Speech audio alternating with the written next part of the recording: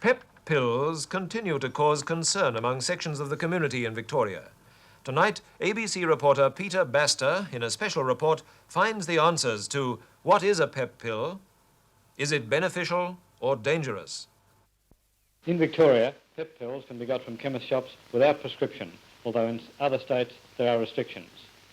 Pep pills are just ordinary-looking tablets like this. But what exactly is a pep pill?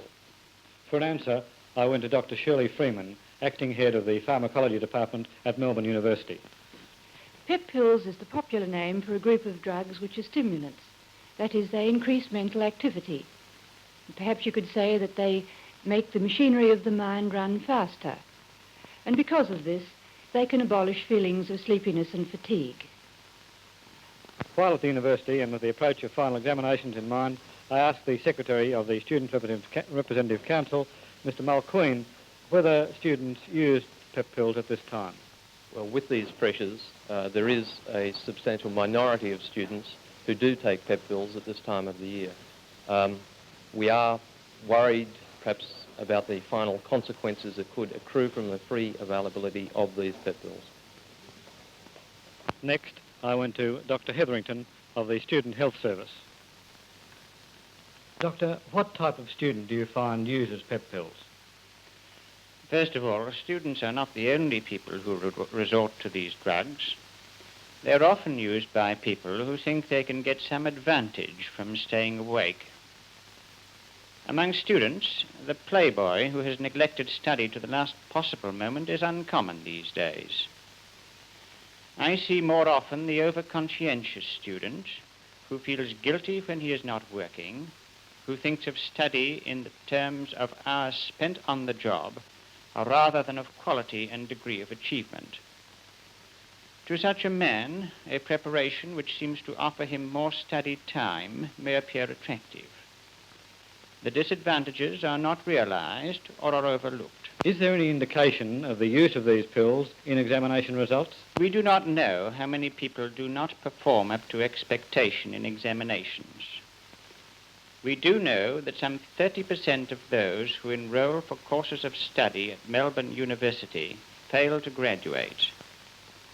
Experience leads me to believe that the pep pill is a factor in a proportion of these failures.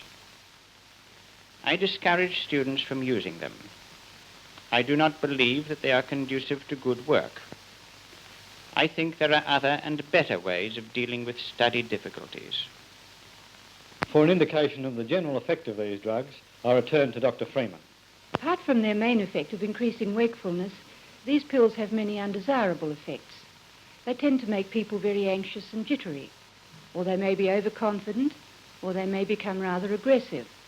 And in this case, they may do things which under other circumstances they would tend not to do. Their judgment isn't quite at the normal level. Drivers or anyone engaged in a task needing sound judgment may be rather rash and careless. Are there any adverse long-term effects? Yes, very definitely. The prolonged taking of these pills can lead to quite marked mental disturbances, even to the point of insanity. And furthermore, there have been quite a number of well-documented cases of addiction following the chronic use of pep pills.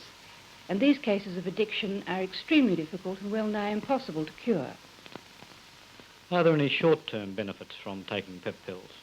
Well, no. Many people feel that because they increase wakefulness, they will perhaps help them to carry out a task more lucidly.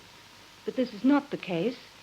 Taking pills like this tends to make people confused and lacking in judgment.